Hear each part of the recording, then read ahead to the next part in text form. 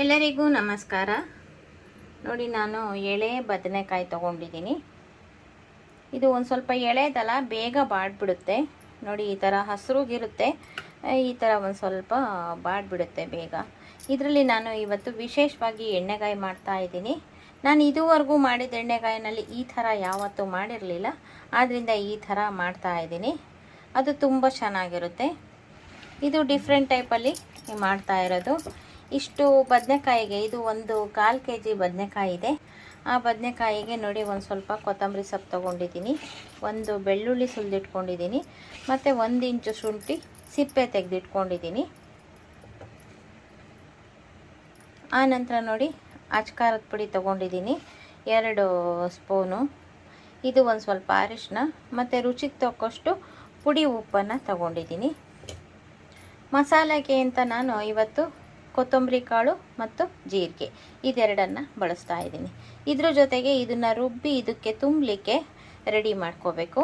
ಇದ್ರ ಜೊತೆಗೆ ಒಂದು 100 ಗ್ರಾಮ್ ಅಷ್ಟು ಶೇಂಗಾ ಬೀಜ ತೊಗೊಂಡಿದ್ದೀನಿ. ಇದು ಒಂದು ಸ್ವಲ್ಪ ಜಾಸ್ತಿ ಇದೆ, ಹುರಿದಾದ್ಮೇಲೆ ಒಂದು ಸ್ವಲ್ಪ ಎತ್ತಿಟ್ಕೊಳ್ತೀನಿ.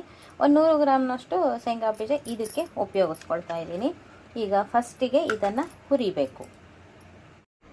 ನೋಡಿ, ಗ್ಯಾಸ್ ಮೇಲೆ ಒಂದು ಹೆಂಚಿಟ್ಟಿದ್ದೀನಿ. ಈಗ ಮೊದಲಿಗೆ ನಾನು ಶೇಂಗಾ ಬೀಜನ ಹುರ್ಕೊಳ್ತೀನಿ. ಶೇಂಗಾ ಬೀಜನ ಹದವಾಗಿ ಹುರ್ಕೊಂಡು ಪುಡಿ ಮಾಡ್ಕೋಬೇಕು. ಈ ಕಡಲೆ ಬೀಜ ಹಾಕಿ ಮಾಡಿದ್ದು ತುಂಬ ವಿಶೇಷವಾಗಿರುತ್ತೆ. ಅದರಲ್ಲೂ ನಾನು ಇನ್ನೊಂದು ವಿಶೇಷವಾದ ರೀತಿಯಲ್ಲಿ ಮಾಡ್ತಾ ಇದ್ದೀನಿ.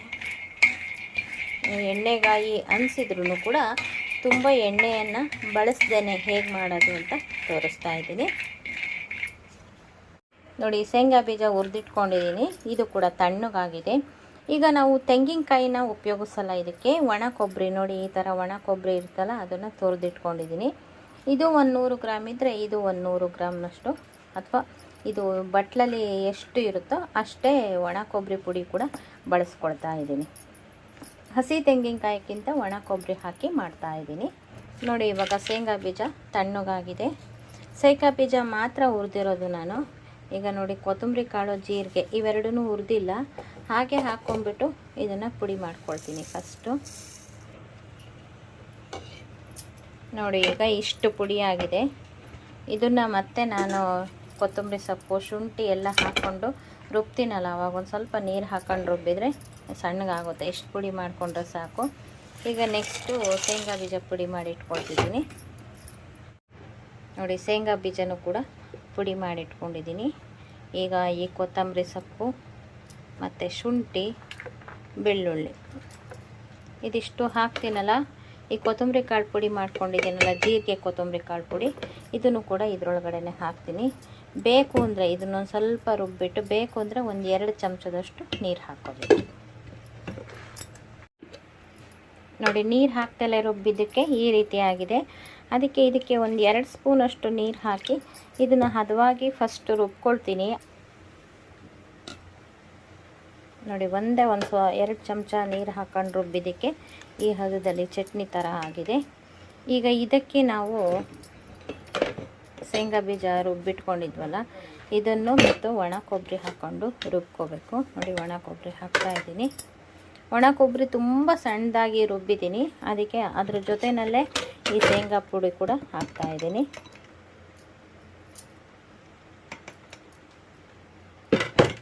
ಈಗ ಇದನ್ನು ಮತ್ತೆ ನೀರು ಹಾಕೋದು ಬೇಡ, ಹದವಾಗಿ ರುಬ್ಕೊಳ್ಳೋಣ. ನೋಡಿ, ಇದು ಈ ಟೈಪ್ ಆಗಿದೆ. ಇದನ್ನು ಸಾಮಾನ್ಯ ಒಂದು ಸ್ವಲ್ಪ ಹೂರ್ಣ ರುಬ್ದಂಗೆ ಆನು ಆಫ್ ಮಾಡಿ ರುಬ್ಬಬೇಕು. ನೋಡಿ, ಇದು ಗಟ್ಟಿ ಚಟ್ನಿ ಥರ ಆಗಿದೆ.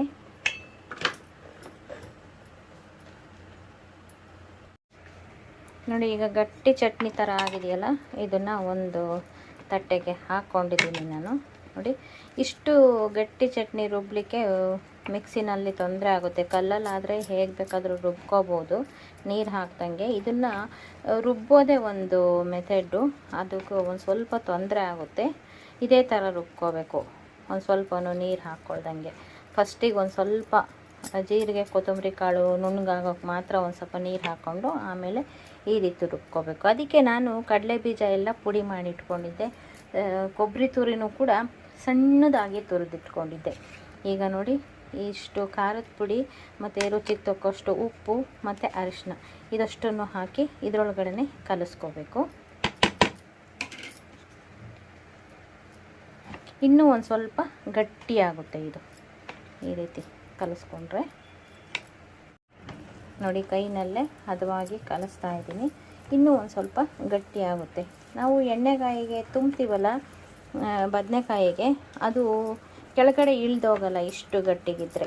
ನಾವು ಮೊದಲೆಲ್ಲ ಒಂದು ಸ್ವಲ್ಪ ರಸರಸವಾಗಿ ರುಬ್ತಿದ್ವಲ್ಲ ಆ ಥರ ಇರೋದಿಲ್ಲ. ನೋಡಿ ಇದು ಇಷ್ಟು ಗಟ್ಟಿ ಇರಬೇಕು.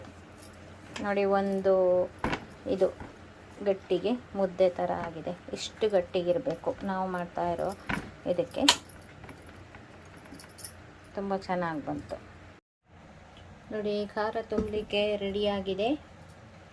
ನೋಡಿ ಇದು ಒಂದು ಸ್ವಲ್ಪ ನಿಂತ್ಕೊಳ್ಳೋ ಹಂಗೆ. ಹಿಂದಿಂದು ನಾನು ಯಾವಾಗಲೂ ಬಿಡ್ತಾ ಇದ್ದೆ, ಇವಾಗ ಅಷ್ಟೊಂದು ಬಿಡೋದಿಲ್ಲ. ಒಂದು ಸ್ವಲ್ಪ ಇದೆಲ್ಲ ತೆಕ್ಕೊತಾ ಇದ್ದೀನಿ ಸಿಪ್ಪೆನ. ತೊಟ್ಟಲ್ಲಿ ನೋಡಿ ಈ ಥರ ತೆಕ್ಕೊಳ್ತಾ ಇದ್ದೀನಿ. ನೋಡಿ ಈ ಥರ ಕೂರಿಸಿದ್ರೆ ಕೂರಬೇಕು, ಆ ಥರ ಮಾಡ್ಕೊಳ್ತಾ ಇದ್ದೀನಿ. ಆ ನಂತರ ನೋಡಿ ಇದು ಪ್ಲಸ್ ಆಕಾರದಲ್ಲಿ ಹೆಚ್ಕೋಬೇಕು. ಸೇಮು ನಾವು ಎಣ್ಣೆಗಾಯಿಗೆ ಮಾಡ್ತಾ ಇದ್ವಲ್ಲ ಅದೇ ಥರ ಸೇಮು. ಅಂದರೆ ಒಂದು ಸ್ವಲ್ಪ ಲಾಸ್ಟ್ವರೆಗೂ ಹೆಚ್ಚುತ್ತೀನಿ. ಹಿಂಗಂದರೆ ಹಿಂಗಾಗುತ್ತೆ. ಮತ್ತು ನೋಡಿ ಇಷ್ಟು ಬಾಯಿ ಬಿಟ್ಟರೆ ಸಾಕು. ಈ ಥರ ನೋಡಿ ಒಳಗಡೆ ಏನೂ ಆಗಿರಬಾರ್ದು. ತುಂಬ ಚೆನ್ನಾಗಾಗಿದೆ. ಇದನ್ನು ನೀರೊಳಗಡೆ ಹಾಕ್ಕೊಳ್ತಾ ಇದ್ದೀನಿ. ಎಲ್ಲ ಬದನೆಕಾಯಿನೂ ಇದೇ ರೀತಿ ಹೆಚ್ಚಿ ರೆಡಿ ಮಾಡ್ಕೊಳ್ತೀನಿ. ನೋಡಿ ಟೋಟಲಿ ಒಂದು 9 ಬದನೆಕಾಯಿಗಳನ್ನು ಇಲ್ಲ 10 ಬದನೆಕಾಯಿಗಳನ್ನು ಈ ರೀತಿ ಮಾಡಿಟ್ಕೊಂಡಿದ್ದೀನಿ. ಜೋಡಿಸ್ಲಿಕ್ಕೆ ಇದು ಯಾಕೆ ಅಂತ ತೋರಿಸ್ತೀನಿ. ಆನಂತರ ಜೋಡಿಸ್ಲಿಕ್ಕೆ ಸರಿ ಹೋಗುತ್ತೆ ಅಂತ ಅಷ್ಟು ತೊಗೊಂಡಿದ್ದೀನಿ. ಇನ್ನೊಂದು 3 ಉಳಿಸ್ಕೊಂಡಿದ್ದೀನಿ.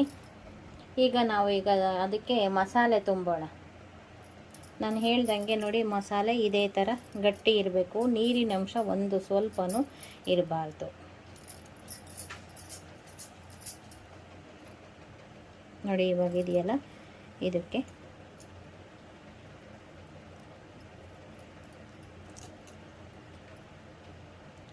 ಹೀಗೆ ತುಂಬ್ತೀನಲ್ಲ,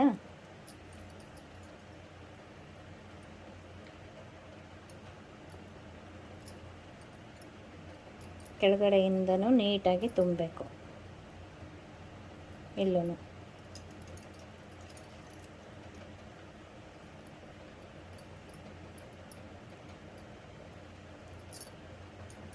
ಹೊರಗಡೆ ಬರೋದು ಬೇಡ, ಅಷ್ಟನ್ನು ತೆಗೆದುಬಿಡೋಣ. ಹೊರಗಡೆ ಬಂದಿದ್ದಷ್ಟು ಇದು ನೀಟಾಗಿ ಈ ಥರನೇ ಇರಬೇಕು.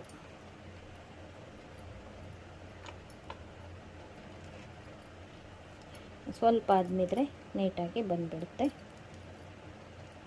ನೋಡಿ ಈ ಥರ ಫಿಲ್ ಮಾಡಿ ಇಡ್ತೀನಿ ಎಲ್ಲದನ್ನು.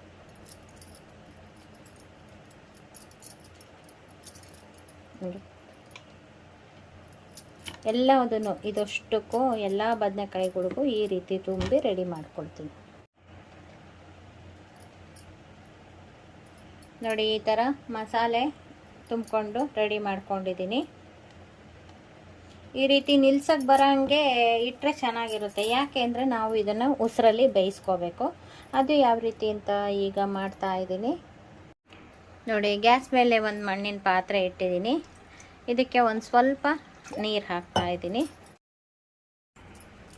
ನೋಡಿ ನೀರಿನೊಳಗೆ ಒಂದು ರಿಂಗ್ ಇಟ್ಟಿದ್ದೀನಿ. ಅದ್ರ ಮೇಲೆ ಈ ಸ್ಟ್ಯಾಂಡ್ ಇಟ್ಟಿದ್ದೀನಿ. ಈಗ ಇದ್ರೊಳಗಡೆ ಎಲ್ಲ ಜೋಡಿಸ್ಕೊಳ್ತಾ ಇದ್ದೀನಿ. ಇದು ಬಿದ್ದೋಗೋದಿಲ್ಲ.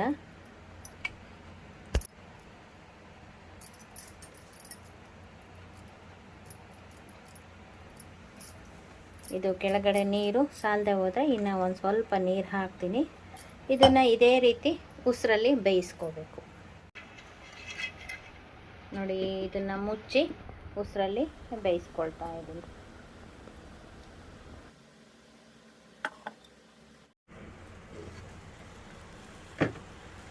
ನೋಡಿ ಇವಾಗ ತೆಗೆದು ನೋಡ್ತಾ ಇದ್ದೀನಿ.